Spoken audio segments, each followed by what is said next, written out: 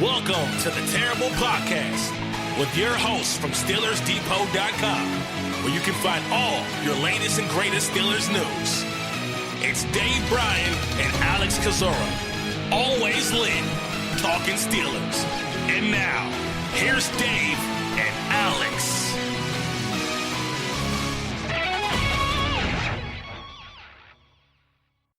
Welcome to the Terrible Podcast, Season 9, Episode 115. He's Dave Bryan. I'm Alex Kozora, SteelersDepot.com. Thanks for tuning back in on this Friday, Steelers Nation. Dave, how you doing? I'm doing good. It feels like we're way behind. I know we just had a show on Tuesday there, but and I know we recapped some of the initial stuff that Ben Roethlisberger talked about in his interview with Bob Pompiani. Obviously, three OTA practices have taken place since then, and it sounds like we just got a lot of little things to cover in this show.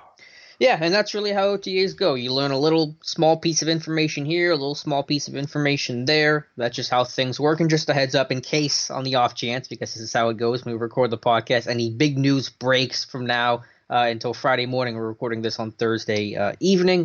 Dave's got to be somewhere to be tomorrow morning. So just a heads up there, in case, because I'm sure I'm going to say Thursday at some point during this conversation. So just to put a time frame to it. But yeah, that's the OTA session. And to start with, unfortunately, we'll get through all the players and some of the new guys, what we're learning about them, but a little bit of the old, unfortunately. I say just a little bit because I think this is all silly and pointless, and I'm pretty sure you agree with me, Dave, but just some of the social media stuff that's happening. And Dave, I know you have the article on Thursday about it, Terrell Edmonds, talking about the like heard around the world, I guess. And Dave, we referenced this briefly on Tuesday's show, but after Ben's apology to AB and Brown tweeting Two-Face had referenced the subtweet to Ben, Edmonds had liked that tweet, set off Twitter into a frenzy for a minute or two. So Edmonds addressed the topic with the media the other day, and what did he have to say? Yeah, and boy, that thing sure did spiral.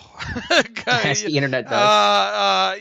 That and the Bud Dupree tweet too, which we'll hit on here briefly in a minute here. But look, I said at the time, on Twitter, and I may have even referenced this in the other show. I didn't find it that big of a deal because you don't really know. Look, I mean, we've reached a point in society, I guess, where every like and retweet and favorite and bookmark and all is going to be highly scrutinized, especially someone, higher up in the food chain, if you will, celebrity or sports figure or athlete, something along those lines here. And when it happened, I kind of viewed it as, this is, and if you go back through Edmonds' history of likes, and it's sad to say I've done that now, it seems like he likes everything, and to me, I'm not, and he said as much when he talked to the media Thursday after OTA practice that he didn't really know what he was liking there. He didn't know the whole context there, the whole story behind it. He just sees a guy that he's friends with, and Antonio Brown tweets something out, and Two-Face, and he didn't even know what that really was a subtweet back to Roethlisberger, and he liked it. And then of course all hell broke loose. It sounds like,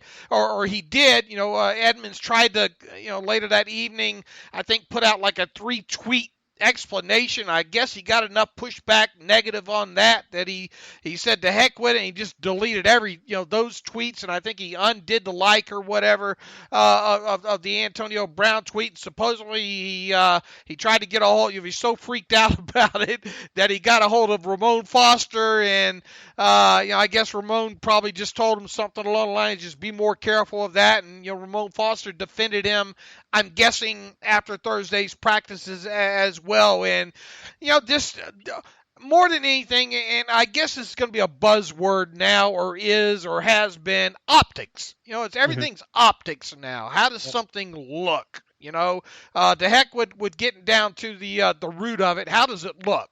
And look, it did look bad. You're liking a tweet that's an obvious or seemingly obviously shot at Roethlisberger, and like I think we said on the other show, on the show the other day, people evidently have notifications set up in their Twitter where they see people they follow and their likes as well too. So that's how it spiraled out of control.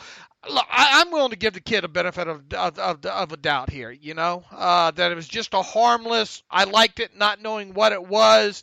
And, it sounds like he's generally, I don't know, sorry or whatever you want to call it, about, how things kind of spiraled out of control there. But, I think it's much to do about nothing, really. And I'm glad he did at least meet the media on Thursday after practice to kind of start putting putting all this behind him. But I really, the biggest faux pas on Twitter, I think, in my mind, was Bud Dupree calling a beat writer fat. That's a more glaring improper use of Twitter, if you ask me. Now, I think Bud is made his Twitter account private now, and I think he deleted that tweet as well too. That's the kind of stuff that makes you mad. That causes the unnecessary drama. And it just so happened to come on the heels of Edmonds liking the Brown tweet, and then there you go. It's back into days of our Steelers again. And that's a joke that I made the other day.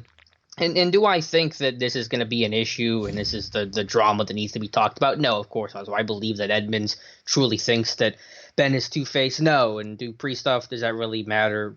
Ultimately, no, it does not. But I think, as you alluded to, Dave, the whole issue is just the Steelers can't get out of their own way. I mean, within 6 hours of the report of Ben apologizing, the AB tweet in response, there's this Edmonds story that pops up. Then 48 hours later, you got the Dupree thing taking a shot at the reporter. We know what happened with AB and Ed Bouchette last year. So it's just the dumb stuff that's easily avoidable. And, I'm all for, players having Twitter, and it's awesome to have that communication and kind of be able to talk to some of those guys and hear their thoughts. But for a lot of these guys, I think, Ben has the right idea of getting off social media because it does a lot more harm than good for some of those guys that are always in the spotlight. Yeah, and someone I think tweeted at me or to someone this past week, and I saw that, boy, when's the last time you've seen a Patriots player call a beat writer fat? Yeah. Everything gets referenced back to a team like a successful team like the Patriots, and it's easy to do. And look, I mean, the Steelers are a high profile team. And with all that's happened the last so look, I don't know. We're a week into this thing. And look, I put this on Twitter yesterday or the night before, I think. How nice will it be to not have a helicopter show up at training camp, hopefully. When is the last time that this team hasn't had one of those, grand spectacles at training camp where someone's come riding in on a dump truck or a fire truck or a helicopter or $500,000 car or what have you?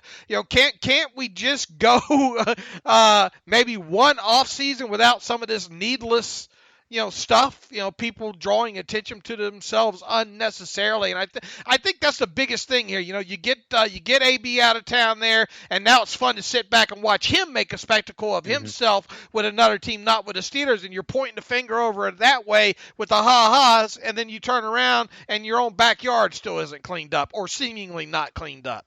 Exactly. I mean, with the training camp stuff, I don't care about that. That's fun. I'm all for players having fun. But I'm tired of it. You're tired. You're I'm over it. I'm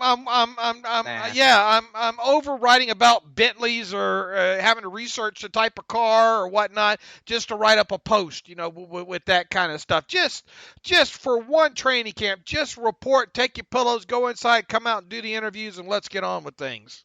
My concern, and again, this is all minor, and as I've always said, I can't wait to put the focus back on football. I know I speak for you and the majority of Steelers Nation when I say that, but the concern would be if, Dupree got mad because of something that got tweeted and didn't like the context of it, just some criticism that was out there, and you got the Edmonds thing with the Brown tweet. What happens when this team loses in week 3 and it's an upset loss or whatever it is they call it, get off to a bad start, they lose a game that they should have won, and the criticism really starts to pour in? That's the stuff you worry about. If you can't deal with the criticism now in May over something I would consider relatively minor and tepid, how are you going to handle it as players, when you're in the thick of the season and the stress of the season is really setting in? So that would be the concern there of how these guys are going to conduct themselves. And again, the majority of the players are fine, and I think it's all small potatoes. But it's the stupid minor stuff that you have to answer to that can be easily avoided by not doing it in the first place. Look, I'm in no way, shape, or form am I going to point my finger at and get on somebody for improper use of Twitter. Really, But you're not the NFL player. But I'm not an NFL player. I mean, Lord knows I don't run my Twitter account right. But this isn't the terrible podcast discussing the life and times of Dave Bryan. Well, maybe sometime, but not Dave Bryan, the middle linebacker for Pittsburgh. Right. My 40 time wouldn't qualify anyway, but I mean, you get where I'm coming from here. It's just and people say, well, why do you guys continue to write about this stuff? Well, it's what we do. I mean, that's our job. I mean, don't give us these things to write about. We won't write about it. The guns in the airports, those kind of things. I'd much rather just sit and break down tape all day and talk about what guys lining up where than this other stuff. People say, well, no one's twisting your arm that you have to write and report and talk about this. Well, yeah, they are. Okay, I mean, if we're going to do this, do what we do right, the right way on Steelers Depot and on this podcast, we have to talk about this stuff, and hopefully that will be few and far between moving forward. I hope so too. I think we've been pretty low key about it. We didn't talk about the Edmonds thing until we wrote about it on Thursday, and that was when Edmonds talked to the media. And of course, anytime a player speaks in the media, we want to cover it. And I don't think we've written anything about what happened with Dupree. So I know other places have gotten columns about the drama's back and all that stuff. And the most we've done is just write some of the basic words that they've said and made a couple jokes on Twitter. Yep. So that's a good way to end it, yeah, because I want to move on from that stuff and just hopefully nothing else happens going forward. But to the on-the-field stuff, and as you said, top of the show, you're alerting just little pieces of information here and there about some of the new guys and rookies and free agent signings, so nothing to go freaking out about. But I thought one of the most notable things that happened this past week was on Thursday with Sutton Smith, a 6th-round pick, outside linebacker from Northern Illinois, and the thought was, where do you want to play him on the edge? Could he kick to inside? A little bit of back and forth from what we heard from Pittsburgh about that. But they chose door number 3 for at least part of Thursday's practice, and Sutton Smith said he got some work. Presumably, it appeared to be at fullback. Yeah, and I didn't see that one coming at all. But his high school bio right. Even though you do look at the bio there, and I immediately tweeted that out. Talented playmaker on both sides of the ball at Francis Howell. As a senior, tallied nearly 2,500 all-purpose yards with more than 2,000 rushing yards and 32 total touchdowns at tailback. As a junior, gained over nearly 1,700 all-purpose yards and scored 18 times. So this is a guy that's played offense before, but he obviously didn't do that in NIU. Okay. Mm-hmm. And I was thinking ahead of us getting on and knowing that this was a topic that we're going to discuss. I was thinking, well, how is this kind of stuff going to be perceived, by Joe Q, average fan out there listening to the podcast, and especially after us talking about, this is a guy that because of his size and all, you kind of wonder, he had all those sacks in college, and we've gone over how he got the sacks, but he is still undersized, has the short arms, and is he just an effort guy, and is he just a win around the edge guy, and is he going to be enough of a special teamer and all like that? I can see people freaking out. What do you mean? Well, all we did was draft a guy, then we're going to turn around and switch him to a running back position. Why didn't you just draft another tight end, in the 6th round, or a true fullback and all? And I can see where people might be, reading this news and getting a little bit upset. But here's kind of where I weigh in on this. It's still early. Keith Butler just even said after they drafted him that they want to see what all he can do. Whether it be on the edge, off the ball, special teams, and all like that. So you obviously want to find out as much about this player, as you can during these next several weeks ahead of training camp and on into training camp, and see what he can do for you. Now, where you got him at, Maybe he'll end up being a part-time. Look, do you expect this kid to come in and play any defensive snaps during his rookie season? Probably not, right? Yeah, I don't. If he does, something went terribly wrong. All right. Now, do you expect Sutton Smith to, if he makes a team, be a big-time special teams contributor? Yeah, that's what he's got. That's his ticket, special teams. Absolutely. Now, what if he can give you a little something, 6 times a year on the offensive side of football? That's just a bonus there. Now, here's the thing. I think that all that matters where you got him right now in the 6th round is, can he make the team and contribute in some form or fashion? Can this be a player that over the next 3 years, at the very least, becomes a Tyler Matakevich and becomes your special teams, warrior captain, whatever you want to say? If he can do that, then there's absolutely nothing wrong with a pick. I don't care if he never plays a snap at linebacker and plays 6 snaps a season as a fullback.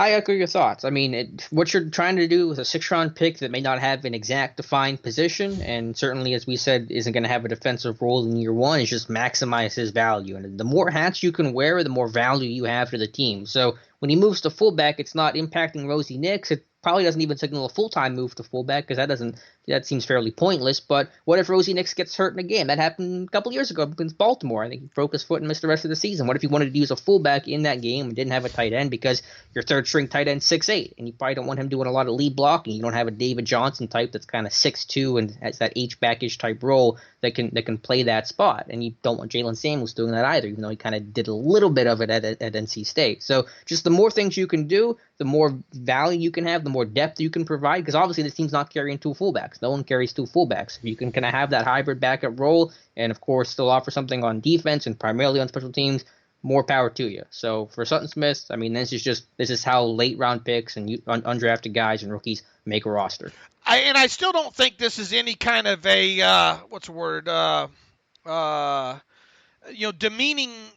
In other words, I don't think they got him into camp or got him into OTAs and say, oh, no, he can't do it. Right. I think he's still going to get plenty of opportunities to play on a defensive side of football during the rest of OTAs and, of course, training camp. And, I'm excited to see him play during the preseason to see if he can beat some of these tackles around the edge and those kind of things. Because make no mistake, I don't care how you get 30 sacks, unless maybe you're Jarvis Jones, right? I mean, that's a guy that literally just ran around the edge most of the time in college at Georgia there. And a lot of his really weren't high quality sacks. Sutton Smith did have some high quality sacks at NIU. So indictment is the word that I'm looking for. I don't think him showing up at the last practice of the first week of OTAs, a couple of snaps at the fullback position is any kind of indictment on him. However, I was a bit surprised when that surfaced on the Twitter feed on Thursday afternoon there, and curious to he said all the right things. Look, I'm willing to do whatever it takes to make the team, yada yada and all like that. But and I can imagine how some will take that news and say, look, why didn't you just get us a better edge rusher or a guy that maybe they could develop and become an outside linebacker? I can see that, but I tried to instantly put myself on both sides of the coin there and look at it from both angles there. And like I said, whatever he does, if he can make the roster as a rookie and give you that quality special teams work and do that over the next 2 to 3 seasons, and if that's all he does, then I mean I think he's justified as a 6th-round pick.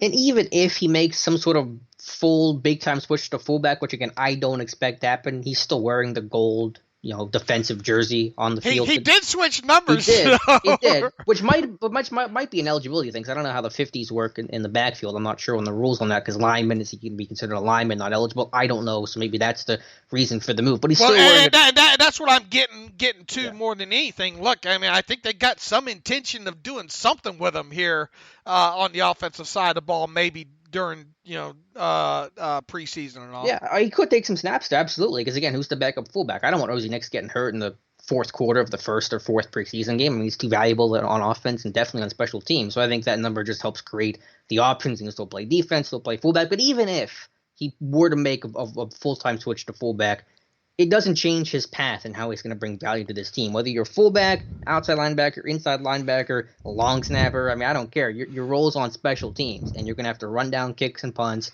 and be aggressive there and have fanatical efforts. So, again, what I said this right after they made the pick. Call Sutton Smith whatever you want, inside, outside, whatever. His role doesn't change. He's got to be a great special teams player. If he does that, he'll make the team. And he's got a nice change of direction and all, too, and that'll certainly help as a fullback. Yeah, and again, when I've always said this, I really like pass rushers on my coverage units because they have the natural hand use to defeat blocks, not get stuck on their blocks, and be able to work and disengage. So he's a high effort guy, he's a high motor guy. You pointed out the clips of his tape, and he was saying all the right things at his pro day in Northern Illinois. Even before the Steelers drafted him, he was saying, I'll play wherever. He wasn't a guy saying, I'm just an outside linebacker, I'm just doing this. He says, put me wherever you want to, and I'll do it. So hats off to him for that. And in no way, shape, or form, if you would have told me on Tuesday that we'd be talking about Sutton Smith taking some fullback snaps in OTAs, would I have believed you? But here we are.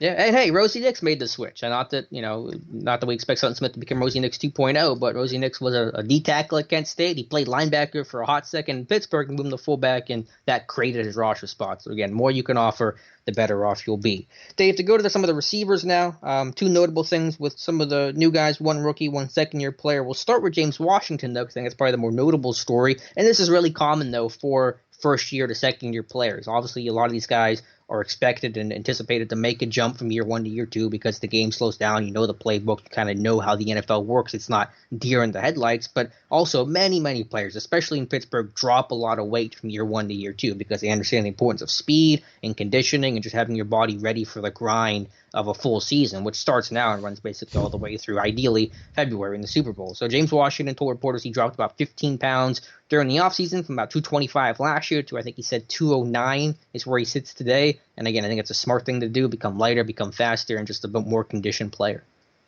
Taking the disgruntled fan side of this, oh Lord, I would say the pushback would be, well, why in the heck did he let himself why wasn't he in good enough shape last year? Why didn't he do this last year? Would that have made a difference? And and look, I think you can tell these guys every rookie that comes in every year, and I'm sure Tomlin does. You got to, being in football shape in the NFL is a lot different than being in football shape in college. And James, all of them most of them have to seem to go through it, right? And you don't know until you know what it takes. Right. You don't know until you know. And we saw James Conner, we see Jalen Samuels, and now we see James Washington, and hopefully, this makes a pretty good difference with him because, quite honestly, I mean, I was disappointed with his rookie season, especially after what he had done, during the preseason. There, he did a lot of the things during last year's preseason that we saw him. Well, we saw him do some things and a little bit more, with the contested catches and all like that last year in preseason. And coming out of last year's preseason, I would have bet you a lot of money he would have ended up with better totals than he ended up having last year. And then, of course, he even got sat down for a week or two last year. And really, I mean, it really was a disappointing rookie season for him, top to bottom. And I know people say, well, yeah, you're comparing that to Juju and all, and that's a fair statement, but I thought it was going to be a better rookie season than that. And this is one guy now in his second season that they really need him to make that second year jump. I mean, I'm not talking, 70, 80 catches, but boy, he needs to be in that 50 catch category, I think. And some big time down the field explosive plays and just the kind of things that he did in the 200 whatever catches that he had at Oklahoma State that, wound up getting him drafted in the second round. I know it's early, but is it fair to call James Washington the X factor of this offense and perhaps the entire team? It's hard not to, Alex. I think that's very fair. I mean, I agree. You would hate to single it down just to one player, but I mean, Look, I mean, offensive line, you're not going to have. I mean, your offensive line is going to be a carryover for the most part. I mean, heck, they were without Marcus Gilbert, a lot last season anyway. So, that's not really a true off-season loss, if you ask me. Now the question just becomes, who is it going to be? Is it going to be, a core four? Is it going to be Matt Filer? Is it going to be who's it? I mean, not Hubbard. Hawkins. Hawkins. Who's going to man? That right tackle spot. I mean, that's really the only question we have there. The backfield, I mean, look, they played without Le'Veon Bell last year and really did good for most of the season. Obviously, James Conner got hurt, but I mean, that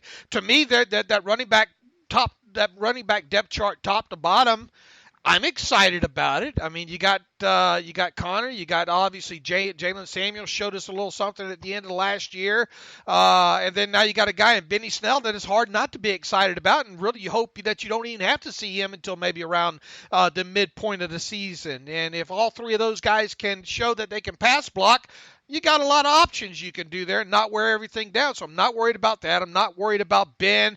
Boy, Vance McDonald went back and looked at his numbers last night from last season, and he even missed a couple of games there. And believe it or not, I think he had something like 20 third down catches as well, surprisingly higher than what I remember it being. I think 15 of those went for first downs. I think he was third overall, maybe on a team in third down catches behind, of course, Antonio Brown and Juju.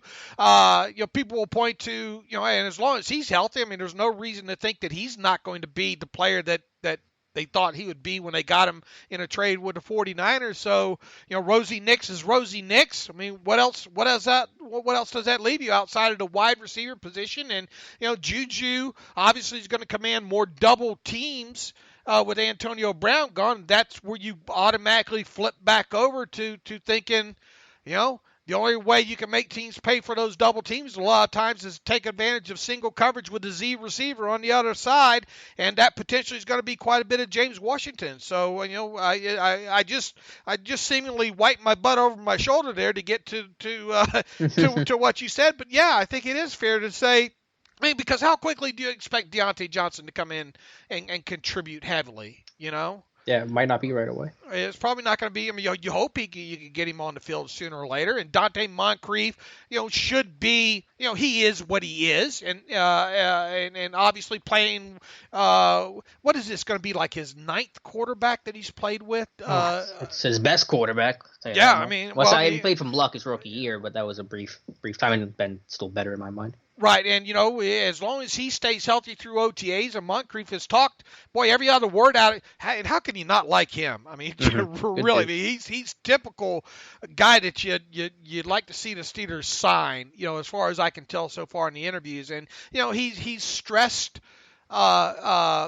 earning the trust of Roethlisberger and getting the work in during the offseason with Roethlisberger and how important that is. And if he stays healthy and is able to do that, now, look, I'm not saying he's going to put up Antonio Brown-type numbers, but, I mean, he should be able to give you, I don't know, 70 catches, maybe on that X position there while they bring Diontae Johnson along. And then, once again, we circle back to, can James Washington, provide what the Steelers need as a field stretcher and a guy to make teams pay for doubling Juju. So, yeah, I mean, you really got to circle James Washington right now and think, man, if this guy can make that, expected second-year jump, I think the Steelers' offense is going to be okay.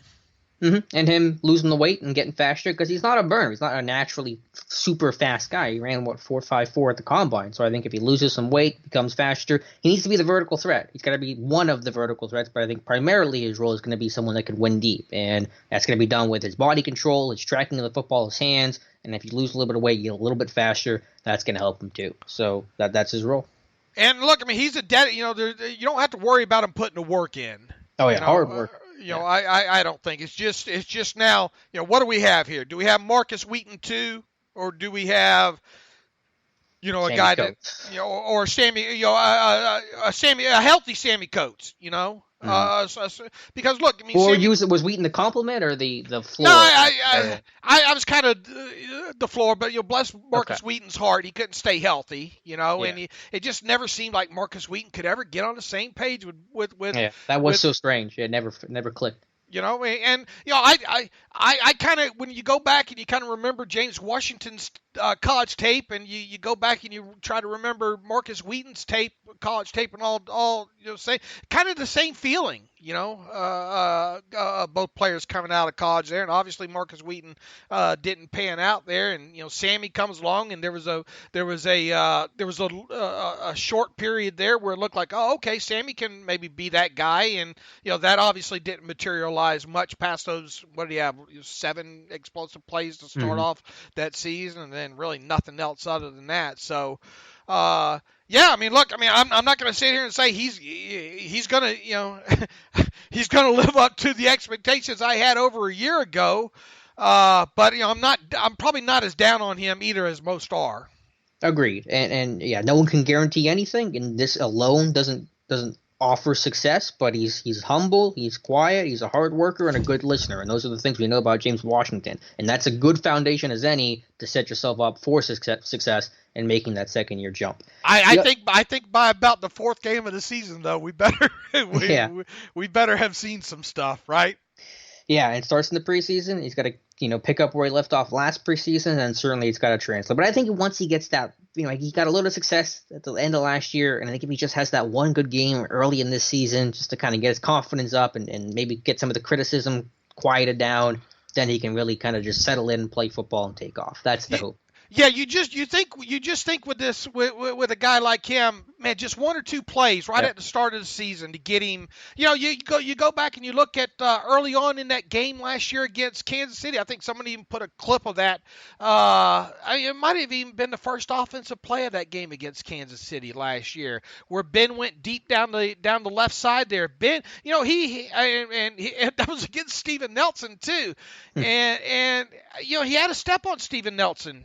On that play there, and if Ben drops that thing a little bit more in the bucket there, and if James Washington makes that catch, to start to see, it makes you kind of wonder how the rest of the season may have gone for him. Mm-hmm. Their tone set. Remember the Chicago game 2 years ago? The first play action to Bryant, and he drops it, what should have been a walk-in touchdown, and then the disaster that happened the rest of the way. I mean, yeah, you make that big play early, you create the tone for the game, you get a win, you feel good, you carry that momentum into the next week. It kind of just snowballs in a good way. Right, and look, I'm not trying to say that one play changed James Washington's whole season, but it does make you wonder, with confidence sometimes with these younger players, especially these skill position players. Absolutely, Dave. I guess 2 receivers we'll talk about. The other receiver I wanted to get to now. Real quick in the clips. I mean, we just have very few clips out there, and they're on air and that kind of thing.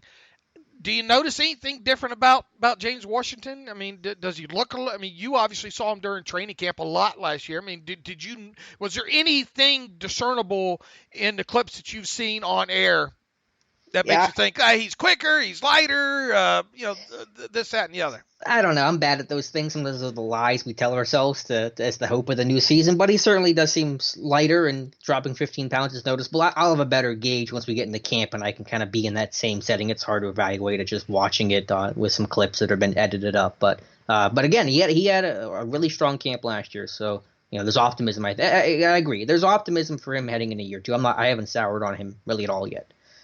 To go back, the other receiver I wanted to mention was Diontae Johnson. He getting his first work in as a rookie, and I think the interesting thing with him is that this is just one day of practice, and I think we'll see more versatility as they go along. But being an outside receiver and presumably the X receiver, and that's going to be one of his key roles for the Steelers offense. And I think that's how we gauged him. Well, I think he's versatile. He can play the X with us a lot. I think he can too, and obviously he's going to be cross-trained to be able to do that. But I think I think they want him to become that X receiver primarily. They got enough slot receivers. They need to get an X behind Moncrief. Right, and he's not going to be a guy, that you want playing the Z a lot. Because he's just not a burner. He's better. He's quicker off the ball and can get separation quicker in a 5 or 10 yard area. And that's the kind of stuff that you want to see. He can run the whole route tree. And look, way ahead of James Washington already too, because as we've already mentioned several times, Washington was mainly a right side player during all of his time in college, whereas Johnson moved all over the place in that Toledo offense there. there. Really the only thing that we really didn't see Johnson, I don't think, do, at least I haven't in his Toledo college tape, is a high amount of contested catches.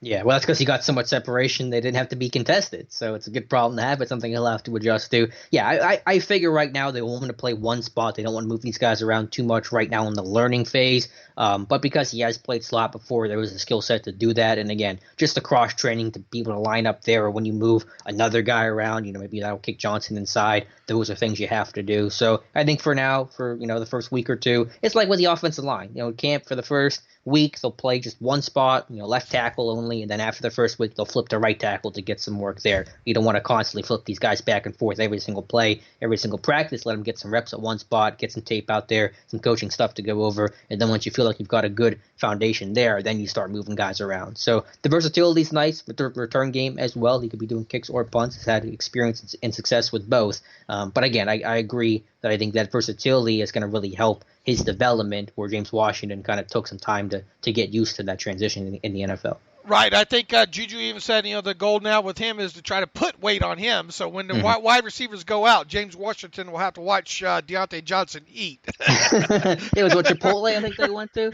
Yeah. Lord, that'd make you lose weight, wouldn't it? Yeah, I was just going to say, I don't know, some of the health stuff. Oh, Lord have mercy. I guess it was a plug for Chipotle, I guess. I've never eaten at Chipotle, so I can't. No, I haven't either. We're like the only two people that have done none of these things. No Game of Thrones, no Chipotle.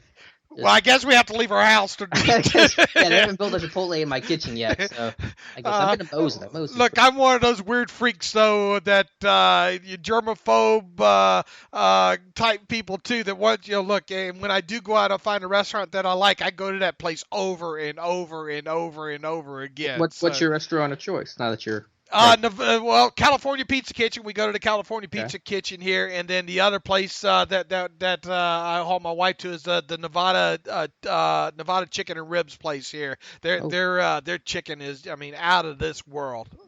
Better than the South. You Southern boy. Florida, Bama, really? No, this is kind of rotisserie, it's not fried chicken. I try my best to try to stay away from as much. I don't do a good job. I try my best to try to stay away from the fried chicken. Look, I can make some good fried chicken too, and I've had plenty of good fried chicken. But back to Diontae Johnson. It does sound like they want him to put a little bit of weight on. Obviously get a little bit stronger, because really another thing that we don't see in his college tape, and obviously comparing him to a guy like Antonio Brown at this point, Antonio Brown's career is unfair as well too. Okay. But just a little intricacies of Antonio Brown and him actually using that strength, leaning on cornerbacks and gaining some separation that way as well too. And I think that will come, and I think that's part of the maturation process that he's going to have to go through during his rookie season. Absolutely. There were three baseline things that made AB as great as he was: his hands, his route running, and his strength. And we all know the hands and the route running, that was obvious. But the strength, I thought, was that underlying factor. Helped him break tackles, beat press coverage, do those things the X receiver has to do. And whenever he was drafted, I think, the hands are decent, that route running's excellent. But the biggest difference I saw between AB and Johnson, because that was the easy and probably a little lazy comparison, but the biggest difference was the lack of strength. And Johnson's going to have to add some weight and certainly add some muscle. And AB was able to develop that by having just a crazy work ethic. He got his weight up. I think he came out at like 185. I think by the NFL, his last couple of years, he's been playing 195 and rocked out just total muscle. So that's the thing with Johnson. And that's like you said, it's going to take time, not going to happen right away. But it would require more than just your standard weight room work ethic. You really got to go at it, because AB took that to a different level, and that's what made him just as strong as he was. Think about the immaculate extension against the Ravens. That's where that strength comes into play, doing stuff that most guys that size can't do. Absolutely, and how many times do we see AB also too?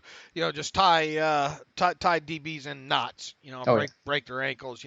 Obviously Johnson's route running isn't to that level yet. Now he can. It's really good though. Yeah. He's got great footwork. You see him make some cuts and all, and I feel like I need surgery when I watch some of his clips because of that. But just the intricacies that come on from going from that level, from college football to the NFL. There are a lot of great receivers that come out of college that never make it in the NFL.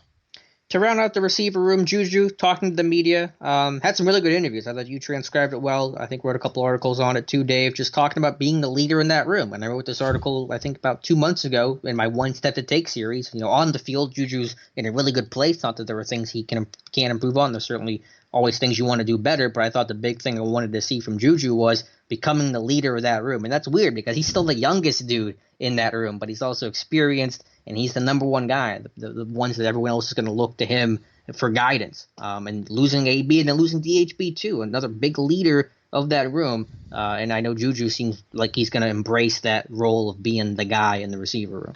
Boy, the Prince of Pittsburgh, I hope that kid never changes. Yeah, fingers crossed. You just hope the fame and just the nature of the business doesn't change him, because he did say all the right things, I think, this past week. And look, I mean, they've got a veteran presence there in Donte Moncrief, but Donte Moncrief's hands are full right now.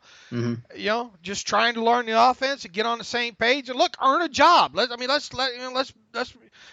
I know they paid him a lot of money, and on the surface you would think Donte Moncrief is as safe as they come for roster spots, but this is a guy that they're going to lean on heavily early on in the season. So while you would expect him to kind of mentor some of these younger guys, he's got to make sure his own kitchen is cleaned up and in line first, and going to a new team with the Steelers and working with a new quarterback like Roethlisberger. So Juju's been there. Juju's done it already, and it is kind of funny when you go through the ages. You go through that long list of how many receivers they got in there right now. 10? Is it 10? Yeah, something like that. 10, 11. And he's still the baby of the group. He's younger than Diontae Johnson. Younger than Diontae Johnson. Diontae talked about how he looks up to him and all like that. So, he said that's all you can ask out of Juju, is he's saying all the right things this past week. It looks like he's serious about being the leader of this group. He's not going to change the person and the way he tried, the way he's been the first 2 years in that leadership role there. So doesn't look like he's going to be stat hungry and pouting and all like that. So yeah, A++ as far as how Juju has handled things so far. Now really the only question with him, I think, moving forward is, how can he perform when it's him predominantly seeing the bracket and the double coverages? Mm-hmm. That'll be a huge difference. But for him, he can talk the talk. Now he's got to walk the walk. Not saying that he can't, but I don't think he's ever had to be the leader before. I mean, maybe I'm wrong on that, but at USC, he was a young guy. He came out a year early, was never the senior, in college that everybody looked towards. Obviously comes to Pittsburgh, where you had AB and Darius Hayward-Bay. Never had to be the leader there, just the guy doing his part and having fun. And I'm all for him still having fun. I wrote that in the article that I referenced. Be fun, be the source of levity. It's not about taking away anything off your plate. It's just adding more to your plate, and the spotlight's on him in a lot of ways. So it'll be a crucial year for Juju. I'm confident what he'll do on the field will be the same, but off the field, everybody's watching what Juju does, and that puts some pressure on you. And I think he can respond to that, but we'll have to find out for sure. Let me tell you, week 1 against the Patriots, Bill Belichick is not going to let Juju Smith-Schuster beat him.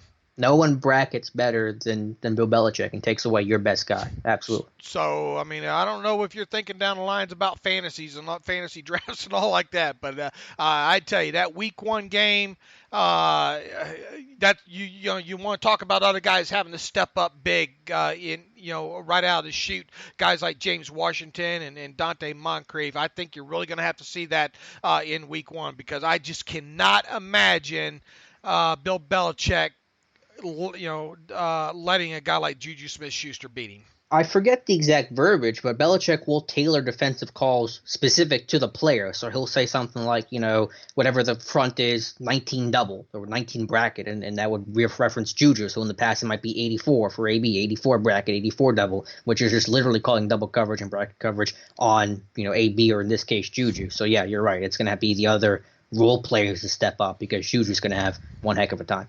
Absolutely. And look, I mean, if they can come out, if they can win that game somehow, some way, I don't care how they do it, I think it'll be a huge statement for them. Oh, yeah. Because that might very well be one of the, I mean, or obviously one of the tougher tests they have all year. And not that you should pay too much attention to the betting lines this early in the offseason, but they're only underdogs in just a handful of games as we sit here right now. A couple of them they're considered pick'em games. Games against, I think, the Rams and I forget the other one. Maybe it's the 49ers or whatnot. But outside of the game against the Patriots, and I think one against the Browns and one against the Chargers, I think those are the only three maybe that they're considered underdogs in right now. Yeah, we'll talk about that a lot more whenever we get close to week one. To roll to I'm ready. 11 weeks. 11 weeks. Yeah, I got all excited. 11 weeks from today, the Steelers' first preseason game against the Tampa Bay Buccaneers. And camp is about 2 months away. I mean, the end of July, right? Yeah, by almost 2 months to the day. You better get the McLumina service. She's due for an inspection in June, and say a prayer, do whatever the car equivalent of a rain dance is, because she's getting pretty rusty, unfortunately. These Pittsburgh winters aren't too kind on vehicles. But to roll through the defensive players. Oh, real quick, Ryan Switzer, boy, that ankle looks fine, doesn't it? Yeah, it was what Switzer was there, what a core force practicing. So we spot Chick yet? You ever see Chickalo? We spotted Chickalo. We did? There is a pair. I don't know how much he's doing, but he's had the jersey on doing something.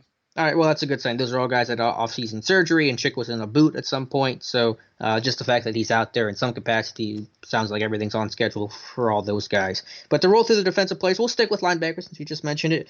Devin Bush helping being the signal caller. And it sounds like to start OTAs, there's been a pretty even rotation. Bush at one spot, and I think Barrett and Vince might have been doing some rotating, but they've all gotten first-team reps is the point here. And that Bush has still done some of the signal calling. Vince Williams has helped him out and just being a really good teammate that he is there. I think Cam Hayward made a comment about how loud Bush's voice is, and that's what you need to be. You need to be that loud, clear communicator on the field. So, again, it's just OTAs, long ways to go. They're still doing some basic install stuff, but a good start for Devin Bush. Yeah, probably not the level of hyperbole that we maybe thought we would get during this first week of OTAs with Bush, but I'm fine with that. I mean, Rome wasn't built in a day, and if the only complaint is he needs to add more bass to his voice when making the calls, I'm fine. In other words, I think right now no news is good news with him.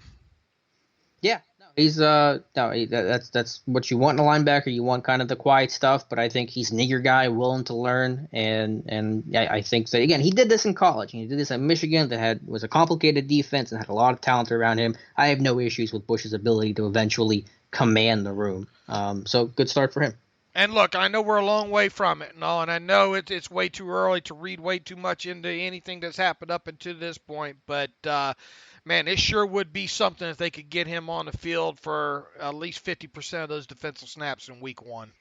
Yeah, that's a good problem to have, though. I mean, this time last year, we're talking about John Bostic and Tyler Medikevich running with the ones. And now you have Mark Barrow, an athletic guy, Vince Williams, who's still steady as they come, and Devin Bush, one of the best athletes already on this defense, being the guys in the mix. So regardless of however they divvy it up, those positions will be earned, not just given. And that's a much better place to be.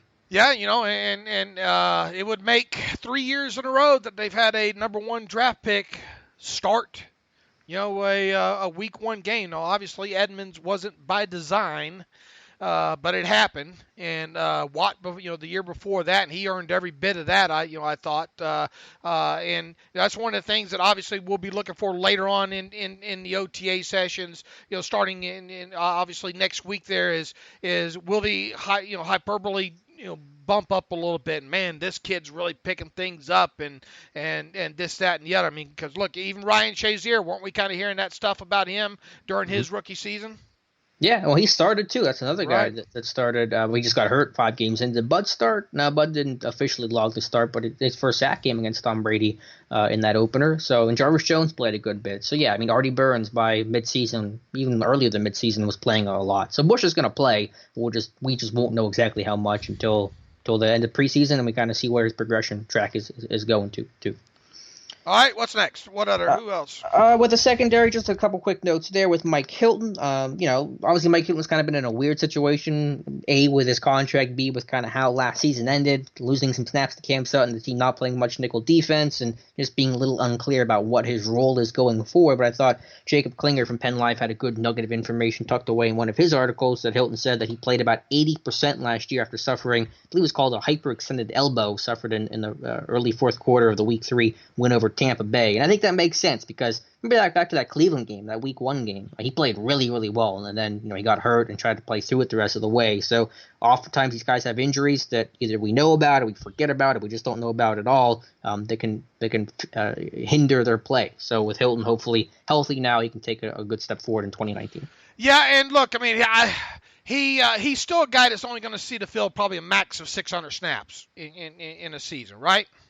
Yeah, I mean, however much you think they're playing some package football, it's going to be his snap count. And I didn't think his play was as crisp as it was the year before, but I also didn't think it was maybe as big of a drop off as others are trying to indicate. Well, I thought by the end of the year it got a little toasty. Well, the game against the Raiders, I mean, I know there's a play in there, right? The Chargers game was really bad. I even discounting the offsides that I'm not going to really pin on him. It was still not good. All right, so he is a guy that, I mean, look, I mean, it's either, and we're pretty sure that Cameron Sutton's staying put, not moving to safety. He's more one of those break glass in case of emergency kind of guys at safety. So you would expect maybe Sutton, to go ahead. I don't know where Sutton's going to play. He might play some safety. Someone's got to be a backup at free safety behind Sean Davis. And if Sutton's not playing a role in the slot on the outside, I mean, at least cross-train him, get him some more reps there. Yeah, I mean, I'll be surprised if we hear a lot about that moving forward. But we'll see there. But back to Hilton here.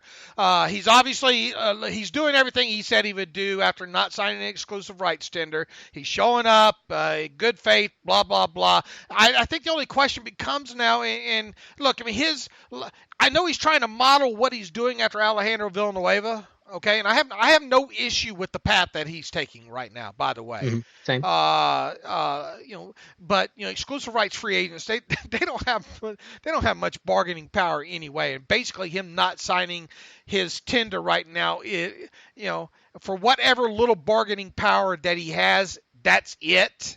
And the position that look, Alejandro Villanueva is your starting left tackle. Okay, This guy is. In Hilton's, you're a guy that plays, 60% of snaps in a season, And coming off a down year, even if that was injury hindered. Right. Not a good time to ask for more money. Right, and I guess that's kind of where I'm going with this.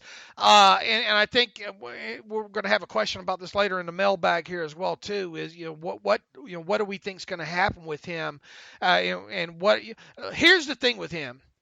Him being an exclusive rights free agent right now, he his ceiling's kind of limited as what he can earn over the next two seasons. He can obviously earn a $645,000 exclusive rights tender this year, and let's assume he has a great year and it becomes is a restricted free agent next year, and the Steelers have to place a second round tender on him of, let's say, by next year at this time, let's say it's around, I don't know, $3.5 million or whatnot. So really his earnings are capped right now at $4.2 million roughly over the next 2 years. Mm-hmm. So, and being as how he's not a full-time player, not a starting left tackle, how much can he demand here? When you look at, you got guys like Joe Haden, his yearly average I think is like $9 million, and Hayden's going to earn $10 million this year. You got a guy in Steven Nelson. How much is Nelson going to pocket total this year? Like $9 million between signing bonus and salary. So you start looking at that. You look at the amount of snaps. You look at the quality player that Mike Hilton is. I think max, and I wouldn't be surprised if he's trying to get let's say a 2-year extension that will earn him a yearly average of around $3 million a season. Okay. Yeah. I was thinking 3 years. 3 years, $11 million maybe. So three, I think 11 million is even too rich. So let's take it at mind. Okay. 2 year of $6 million in new money. Okay, because technically that's what you're talking about. Would you sign him? Would you go ahead and give him a 2-year extension with $6 million in new money? In other words, he would earn $6.645 million over the next 3 years. And obviously you'd have to give him, I don't know, $6 million. I don't know, probably about a $3 million signing bonus this year. And when you figure his minimum salary $645 and then you would bump up his cap hit by a full $1 million. Are you yes or no? Or do you think he's worth that? And do you think he'll get that kind of money from the Steelers? I think it could be worth it, but if I'm Pittsburgh, I don't want to do a 2-year extension unless it's 2 years after this year. I don't know how exactly you're defining extension, because I want an extra year of that team control. Otherwise, I'm just going to tender him the next 2 seasons, 2019 and 2020, because what's the point of me giving him more money than I could just get away on the tender? So I'd want to do an extra year of what would be free agency to get me on the cheap there, if you know what I'm saying. Right, but here's the thing.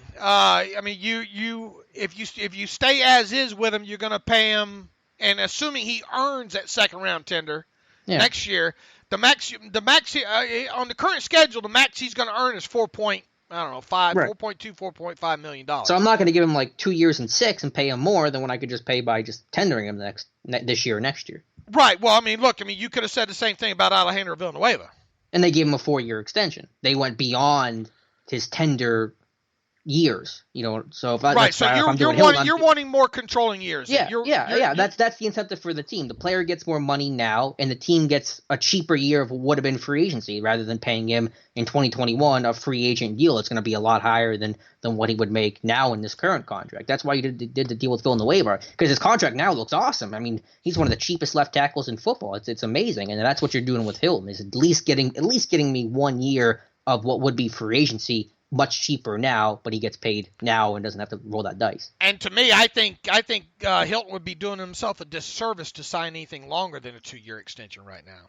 Right, but Villanueva's in the same boat. He's probably saying, man, if I didn't, I could have gotten all that money. But the risk is, are you going to see that money? Maybe you get hurt, maybe your role diminishes. Who knows what can happen? That's the incentive for the player. He gets a smaller amount of guaranteed money, but it's truly guaranteed. And the team gets cheaper team control longer than just the tender era. All right, so would you be fine with giving him 3 new years of $9 million in new money with heck, then though you probably have to give him, I don't know, you could probably still get away with giving him a $3 or $3.5 million signing bonus. Yeah, what if Foster got a $4 million signing bonus over 2 years? I think. Yeah, that's why I said before, I do like 3 years, $11 million to kind of be where I'm doing, maybe a little below that, but I want it to be a 3-year deal. I want it to go through 2021 is what I'm trying to say. But no, obviously no more than a $3 million new money average. Yeah, around there, 3.5, 3.5. Yeah. All right, now, will they get it done? Now, obviously, right now they're hurting on salary cap space right now, and they still, not that it's going to eat up, but another $250,000 in space when they sign Justin Lane, get him signed. But they have just over $1.1 million in salary cap space right now. So the deal's not going to happen anytime soon, I wouldn't think. Do you do it right at the start of camp? Do you wait till he gets all the way through camp? Well, I think generally their mindset is doing it before camp. That's happened to Villanueva, right? They did it right after the start of camp with Villanueva. Right. First or second day. Yeah, that's kind of what my thought process would be. But like I said, if you're the Steelers, why would you give him a 2-year deal? What's your benefit out of that if he only goes through 2020? Well, I'm talking a 2-year extension on top of. Yeah, of that's why I wasn't sure with the language. Yeah, if it goes through 2021, then I'm cool with it. But I wouldn't do anything that's gonna just set me just through 2020. My theory, and to me it'd be good for both sides, is if you signed him through 2021. That's what I'm trying to say all along. Yeah, get that extra year on the cheap, because you're not paying him through 2020 because it's just tender him and it's going to be cheaper. Right, and that was my whole. That's why I say give him 2 years of $3 million in new money. That's $6 million in new money on top of the $645 he is scheduled to earn this year. All right, yeah, and will it get done? I'm not sure. I don't know. Maybe the team wants to kind of see how this bounce back year goes. So I wouldn't. It could go either way for me right now. I don't know what the outcome's going to be. And I don't have a good gauge on it either of which way it's going to go. I mean, we just make good arguments for doing it on a 2-year, and it wouldn't kill them cap wise. Maybe another $1 million in cap space, Mm-hmm. But I mean, is he worth it? I guess the concern would be, I mean, what's his role going forward? Because by next year you want Justin Lane in the lineup. I'm assuming, right? You would think, yeah, you would hope. And I assume this team wants to keep Joe Haden around for at least another year. I mean, look at that. Unless you're Mike Flora from Pro Football Talk. But in the real world, he's probably going to be here next year. And, of course, Steven Nelson's going to be here. So then what are you going to do with Hilton? Yeah, and look, I mean, the worst case scenario with him is you just leave him as B. Now, he's probably not going to like it, but even next year as a restricted free agent, he might not like it. But for him, he better hope that he earns that second-round tender, because if not, then he's not going to be long for the league, probably much longer anyway. Right, and depth is important, but from the Steelers' standpoint, if you can take it year by year with the cornerback group, you're not totally sure how things are going to look. And unless you're sitting there with Hayden saying we're not getting a deal done, you can't come to terms, and you're confident by the start of camp that's not going to happen, then maybe you do the deal. But if Hayden's in your 2020 plan, then I think you just leave Hilton alone for the year and see how it goes. All right, we'll see. With Hayden, anything else you wanted to touch on Hayden? I know he picked off some passes. Him and Edmonds have gotten their hands on a couple. And how good was it? I know it's football in shorts, and I know it's Ben throwing the interceptions, but damn it, I'm going to celebrate football in short interceptions right now. I don't know. They picked off 20 of those in camp last year. Look how that turned I out. don't care. I'm still going to cheer them on, because I couldn't help but go back this damn last week and chart up all the interceptions the Steelers have had defensively going back to when it was like 89. And boy, the 8 that he had last year is the lowest. And you just can't have another season of that. There is no way the Steelers will win the Super Bowl. Mark this down. There's no way the Steelers will win the Super Bowl, and they might not even win the AFC North if they don't have at least 15 interceptions in 2019. Yeah, that's the name of the game. Every offense moves the football. Every defense is going to give up yards, and they're going to give up some amount of points. It's about limiting drives to field goals and creating turnovers. I mean, that's how defenses win. Very, very few defenses are just that elite that they can just stop teams from moving the football. Maybe Baltimore last year, which was their calling card. They didn't create many turnovers either, but they were an excellent defense and teams could not move the football on them. Pittsburgh, teams could move the football and they weren't creating turnovers, so you're getting no support at all for that defense. I mean, it's got to change. We've harped on that all along, and that's why they brought in Steven Nelson. That's why the mindset's got to change. But as Joe Haden pointed out, a lot of the picks last year, they're easy. I mean, relatively speaking, they're catchable plays. They're plays that should have been, could have been, and would have been made by most defensive backs in the NFL. And we rolled through the whole clip of the 13, 14 picks they dropped last year. I mean, those are plays that you just look back and say, you just got to catch it. I mean, there's nothing to it. And they say cornerbacks got to have short memories, and God bless Joe Haden. He's got a short memory because he only had 6 or 7 dropped interceptions. He missed half of them, didn't he? Yeah. I mean, I guess you can maybe argue that 6 were like super obvious, but I think we had 13 or 14 that were, I think, should have been considered caught. Absolutely. And the other thing that stuck out to me every time I go back through that list of yours that you did is, man, it just not enough of them. A lot of them seemed to come in games that Steelers wound up winning. But also somewhere they lost. I mean, Oakland. No, I'm not saying they didn't. I mean, you had the one in the Oakland, and then the Chargers one. That one probably the one that stung the most. Yeah, almost literally. If you hear Joe Haden getting tossed like that, so yeah, I mean, yeah, some of them came in wins. But if you intercept 1 or 2 passes in Oakland, you probably win that one. You intercept that one in the end zone against the Chargers, you almost certainly win that one. Those are 2 wins right there. You win the AFC North, and the whole framing of this season changed. Maybe AB doesn't go haywire. Maybe this team keeps it together. I mean, you'll be looking at potentially, I don't want to speak in too much hyperbole here to steal your term, but you could be looking at a potentially totally different Steelers narrative and team if you just make a couple of those picks. Yeah, and if maybe Ben don't throw a couple of picks down in the red zone too. Yeah, and seriously, if you pick off that pass against the Chargers and Ben doesn't throw that pick against the Broncos, is AB still a Steeler? And is the narrative of this team, the Steelers are rock solid as always, deep playoff run? Well, let me tell you, there's no way in hell did they think after restructuring AB's contract last March or whenever it was, that they would have been in the boat that they were of course, in now. yeah. But then if Ben doesn't throw that pick, Ben doesn't make those comments, and maybe AB still doesn't like Ben that much, but does he go AWOL the way that he went AWOL? Probably not. What was the old television show with the Scott Bakula where he goes back in time? I am not going to help you at all in this question. It starts with old TV show. I'm checking out. Oh man, you just wish that you could change one thing, go back and mess with the space-time continuum. Butterfly effect. I don't know if that's what you're getting at. No, I can't remember the name of it. I know people are screaming at their iPhones right now. In their nursing home. Yeah, yeah, easy. It does make you wonder if and you hate to, but we're not that much of a revisionist, kind of guys to say, boy, just one or two plays changes the whole season. But it does make you wonder. Yeah. So hopefully you pick off some more. I mean, again, they're first in sacks the last 2 years, and they're like 26 in takeaways, and those numbers just don't add up. I mean, they're almost unprecedented how bad the disparity between the pressure and the sack rate is with how low the turnover rate is. 15 turnovers total is just not going to – that number's got to be at least 25, at least. Yeah.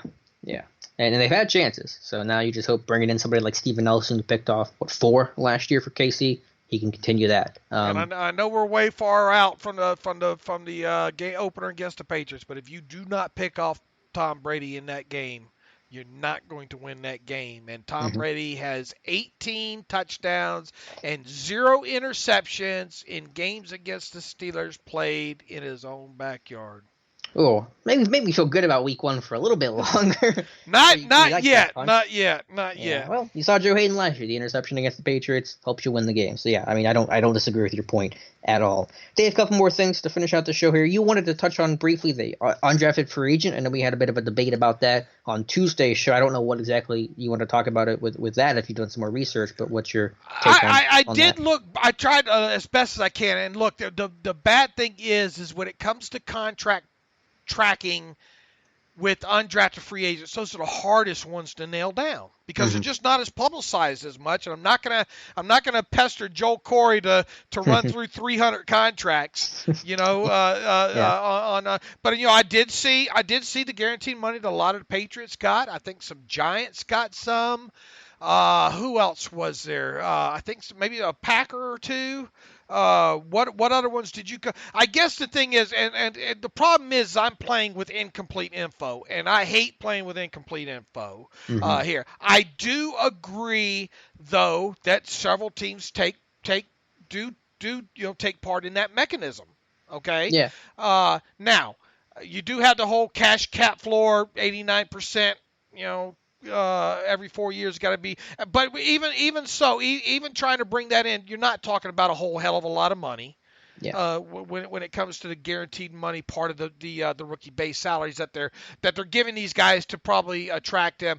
I think the best way to attract this, I mean, to dig deeper into this, and it's not going to get done by me anytime soon. Maybe by the time next offseason rolls around and all like that, is to go back through the initial list of undrafted free agents signed league-wide from the last 2 years and see how many of those guys ended up making at least the 53-man roster by, let's say, week 8 of the season.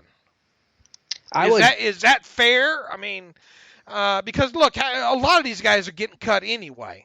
Sure. My point wasn't that why aren't 20 undrafted free agents making the Steelers roster. I'm just saying why aren't almost any making the roster or even the practice squad? 4 the last 3 years have made the practice squad or 52-man roster by week 1. That's it, 4 of 32. All right. I mean, how does that? I don't know how that stacks up, but based off the total snap count, I assume the Steelers are going to be last because they're last in snaps from undrafted free agents over the last 3 years, and they've only had 4 guys. So everyone else has at least 1.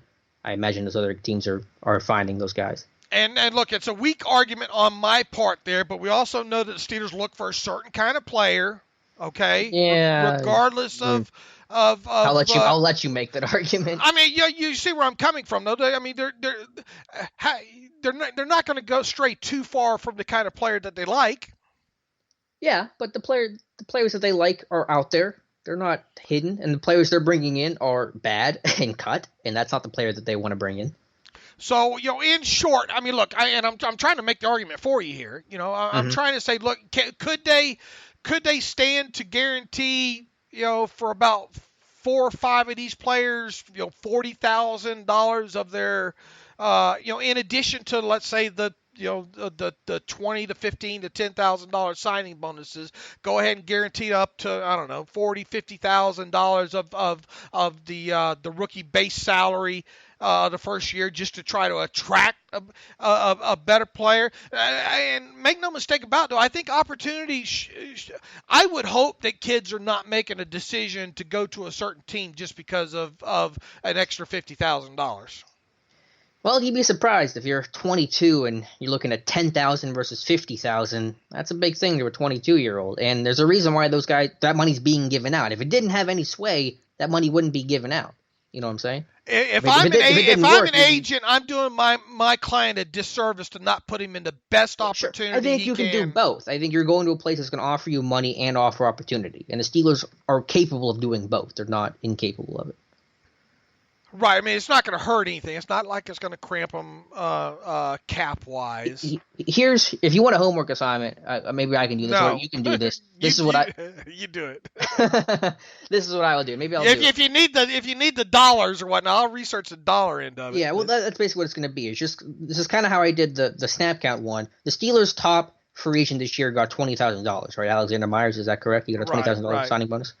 Okay, was that the highest signing bonus given to a free agent across the league? For did every other team offer to at least one player more than $20,000? My guess is yes. I would have to look. I don't know for sure. No, I don't. Neither of us know that, but my guess is yes. And so if the Steelers are last in that comes back to my point of they're just not offering enough money. If they're continually last in the money they give out, they're last in the product they get from that, which is contributions on special teams or offense. Well, I mean, you look at the Patriots list, and damn, I mean, what was it, like 10 guys I think got, I think 8 or 9 guys got more than what the Steelers' highest guy got. Right.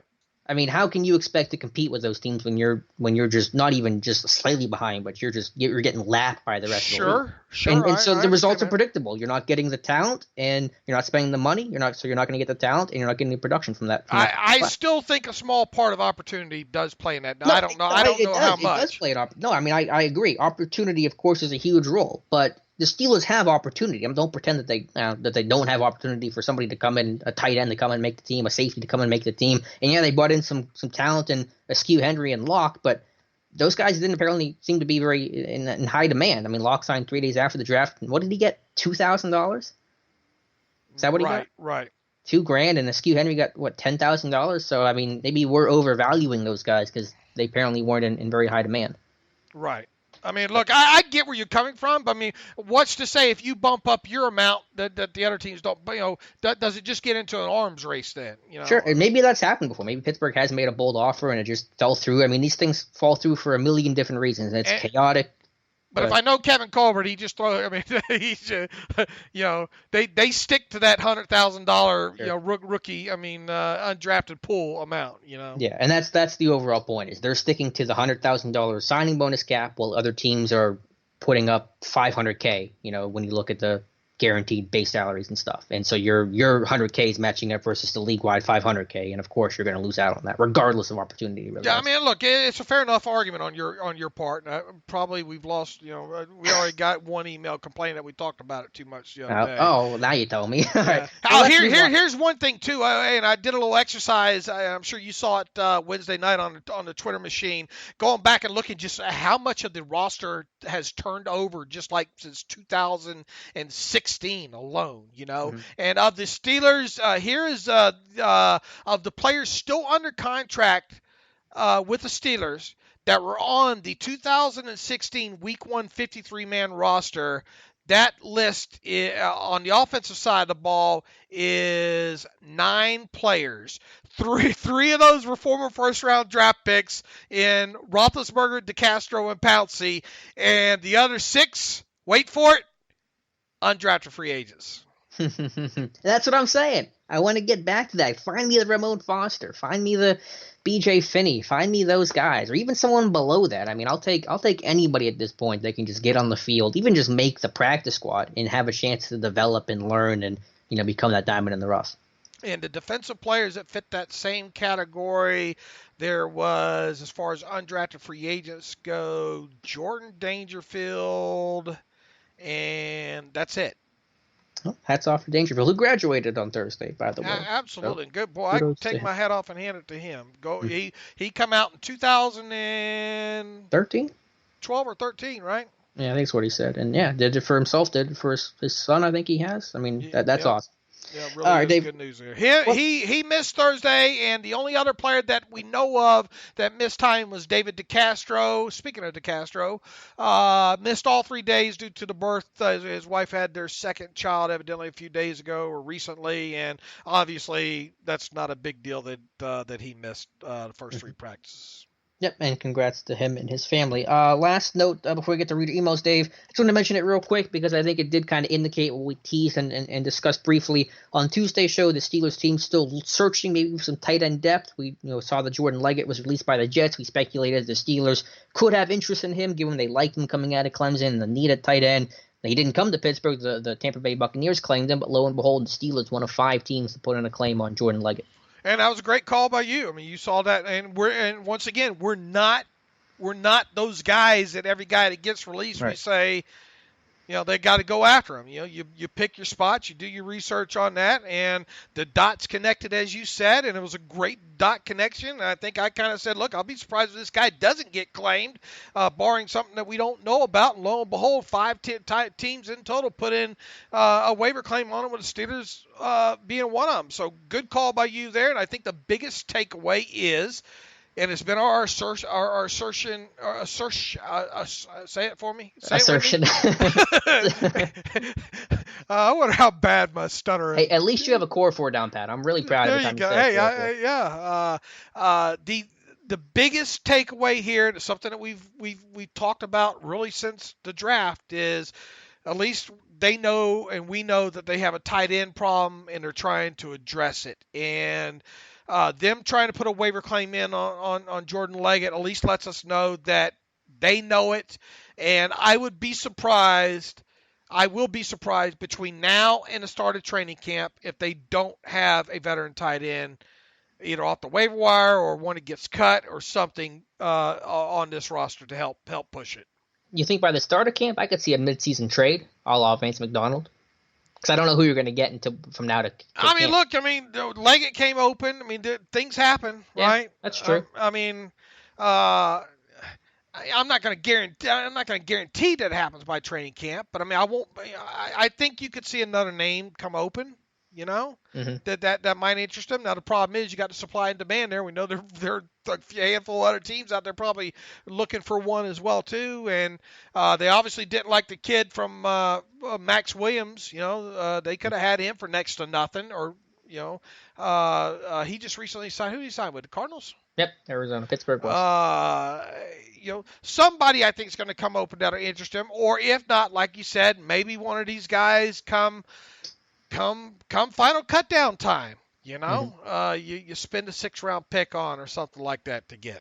One of the guys I talked about, Jason Kroom, I thought could be an option, maybe less so now. Tyler Kroft broke his foot. He's out till maybe the start of – he might go on PUP actually start the year, and I think Kroom himself got injured. I don't know the severity of that. So, again, I turn my attention to Michael Roberts in Detroit at Toledo. Steelers had interest in him as a big blocking type. So maybe a 7th-round pick for Michael Roberts in camp could be a move. Stay healthy, Vance McDonald. Yeah. And speaking of Vance McDonald, I caught a snippet of him talking a little bit about Zach Gentry and just basically saying, look, these guys move faster in the NFL, don't they, Zach? And also the really, and he was obviously a professional about it. McDonald just saying, look, the biggest thing with him, with the guy that's Gentry's size at 6'8" is that's the biggest drawback with him. That size, you tend to want to run high and come off the line high, and that'll get you killed as a predominantly blocking tight end. And one that's not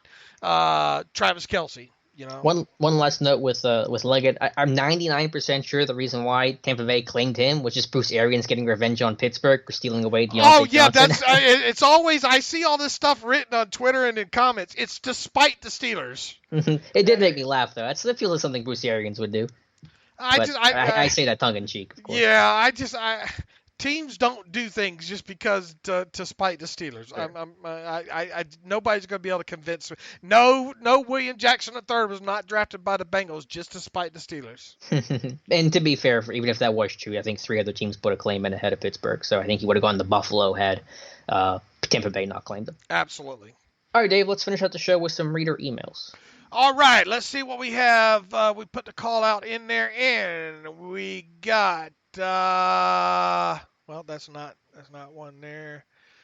Team Chemistry from Ernie Jameson writes in, good afternoon. Since the Bell and Brown saga is over, the players are saying the team chemistry is great and there is no drama. Do you believe this is true, or is it just them saying what other people want to hear? I truly hope they are speaking from the heart. Go Steelers.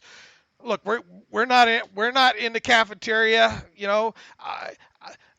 we went over the whole Terrell Edmonds thing, and I think that'll blow over as quick as it came in. The Bud Dupree thing really is the thing that I think aggravated me the most about this week.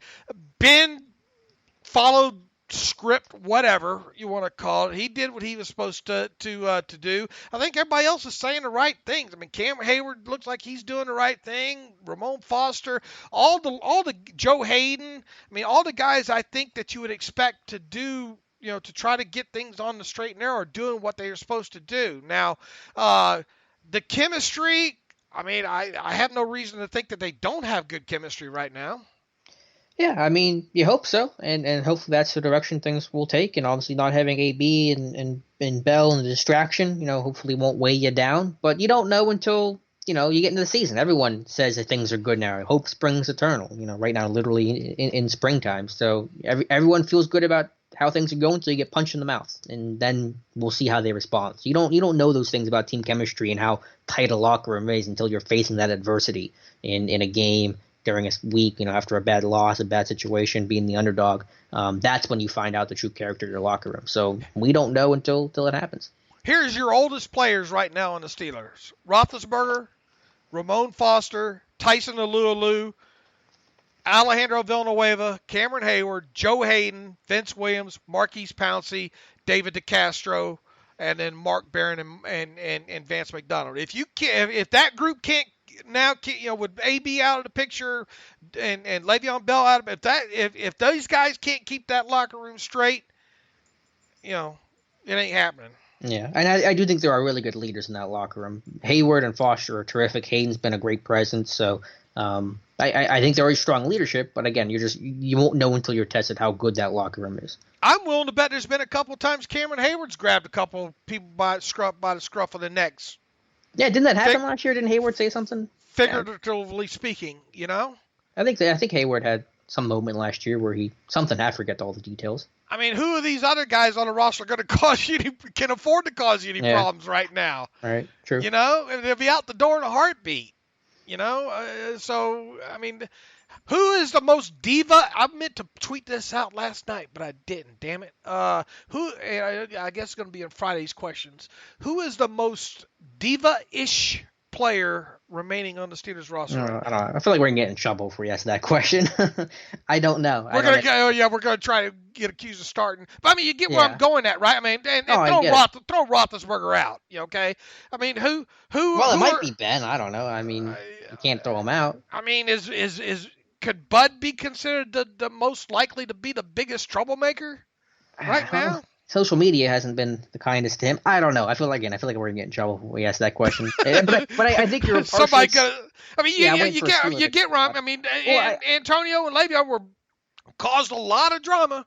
I think the point of you asking that question is most people say, I don't know. I guess nobody, and that's the point. You're saying that there really aren't any obvious divas in that locker room anymore. Right. Exactly. And that's the point I'm trying to make. Yeah, but I don't know if Twitter's gonna understand that as well as this. Probably not. Let's see here. Dave, you worthless. No, I better not read that one. That didn't start well. Yeah, that didn't start, Dave. Nick Napak writes in, hey guys, in light of his comments earlier this week, how confident are you guys that something gets done with Mike Hilton? And what are the guesses? This is the email that I referenced earlier here. Nick, hopefully we laid that all out to you pretty well with Mike Hilton's contract situation there.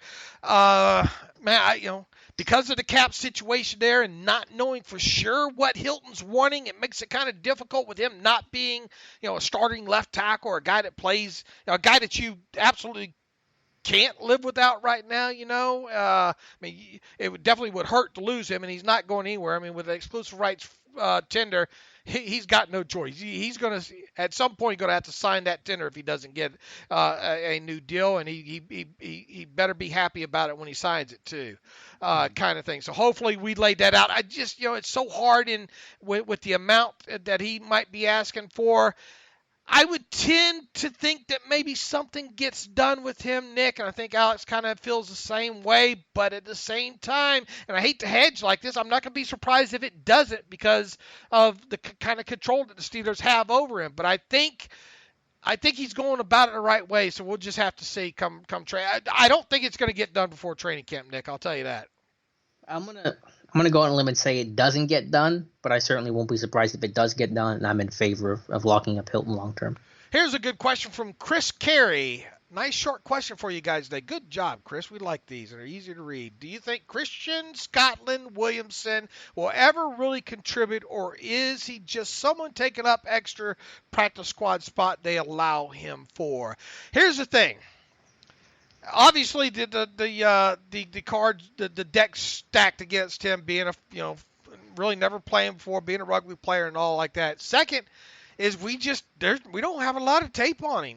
Third, the Steelers putting in a claim for Jordan Leggett is certainly not a vote of confidence there. It feels like Christian Scotland Williamson is obviously destined for the practice squad as that international player again, and come see me at the same time next offseason.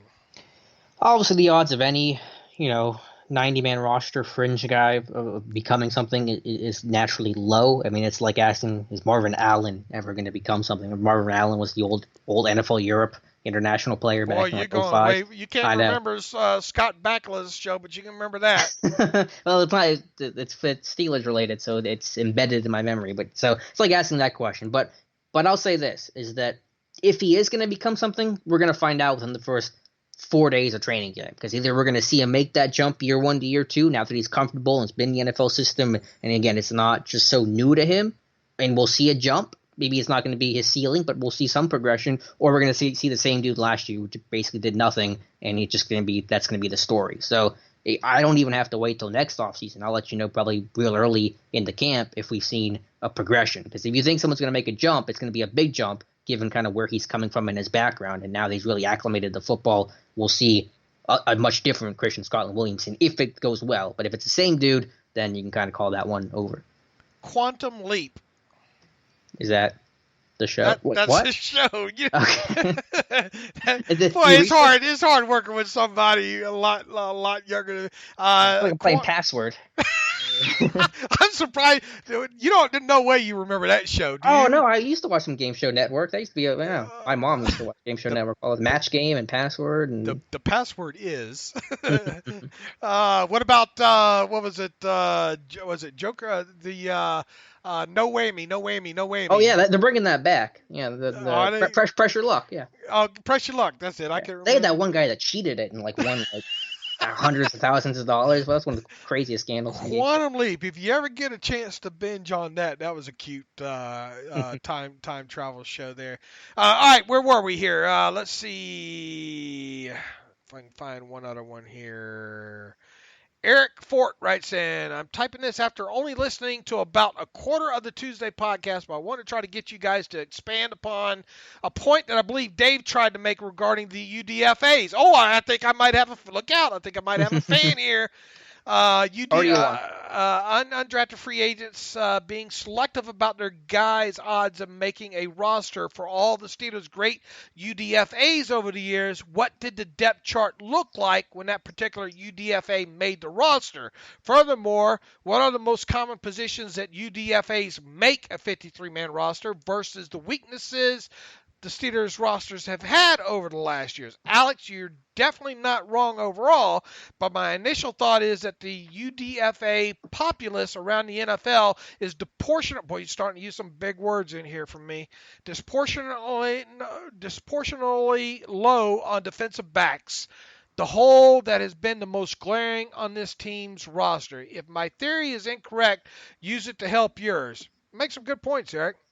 Yeah, I have to look at it, but I just know that every team around the league has been able to find somebody. And it doesn't have to be even a defensive player or an offensive player. It could be a special teamer. I mean, Kansas City had a good linebacker last year that came in and gave him 300-some snaps on special teams. And the Steelers have always had free agents, even when they had good rosters in the past. I mean, mid-2000s, early 2010s, they had really strong rosters and Super Bowl contending teams, and they always found somebody. So it's not about just one specific position. It's just give me a guy to even make the practice squad. Why can't with all the holes in the secondary, why can't there be a UDFA that even makes the practice squad and sticks there? Okay, good enough. And these other emails all include bad words or something about my mother, so I better not read them. It might be a good wrap-up signal. All right, good questions there. And my mother's fine, thank you. Thanks for asking. And I'm sure their concern was genuine. In the meantime, you can follow me on Twitter at Steelers Depot. You can follow Alex Kozora on Twitter at Alex_Kozora. You can follow the show at Terrible Podcast. You can email the show, theterriblepodcast@gmail.com. If you like what we do and you want to donate to the cause, go to SteelersDepot.com, hit the donate button up right navigational bar. Also, a lot of people are taking advantage of this. If you want an ad-free version of SteelersDepot.com for $25 for one full calendar year, you can have access to the site that way for $25. A lot of people have been taking advantage of that as well. Alex and I will be back on Tuesday and the start of the Steelers' second week of OTAs. We'll wrap up anything we missed in the meantime on that Tuesday show as well. And as always, thanks for listening to the Terrible Podcast with Dave and Alex.